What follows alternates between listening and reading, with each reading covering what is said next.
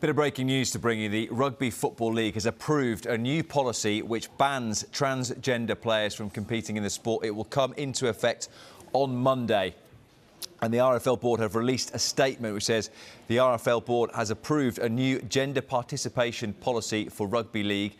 This takes effect from August 2022 with a further review due by November 2024. The new policy reflects both the requirements of the Equality Act 2010, which defines rugby league as a gender-affected activity, and significant developments in this area over the last 2 years. These include the International Rugby League's recent policy announcement, which applies to this autumn's Rugby League World Cup, and guidelines published by the UK Sports Council's equality group, the SCEG.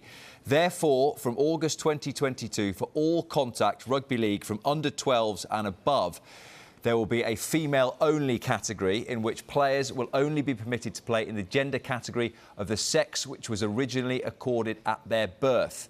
There will also be certain eligibility requirements for male categories, and English rugby will also be banning transgender athletes from the women's game.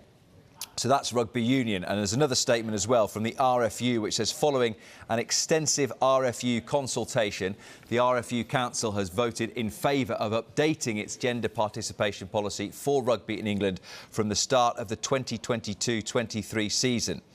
The RFU began a detailed review of its policy in autumn 2020. This included a game-wide survey receiving more than 11,000 responses, extensive consultation with and listening to a wide range of independent experts, as well as considering all available scientific evidence, along with liaising with other sporting bodies.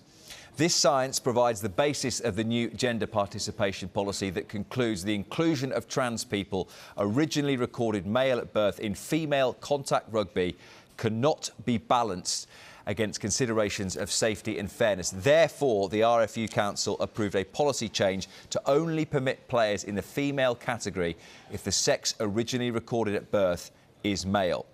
In the male category, players whose sex recorded at birth is female may play if they provide their written consent and a risk assessment is carried out. Those are two long statements from the RFU and the RFL. You'll be able to get much more on that story on skysports.com and across our digital platforms as well. But the broad headline from that is that transgender players won't be allowed to compete in the women's version of Rugby League and Rugby Union. And in Rugby League, that comes into effect from Monday.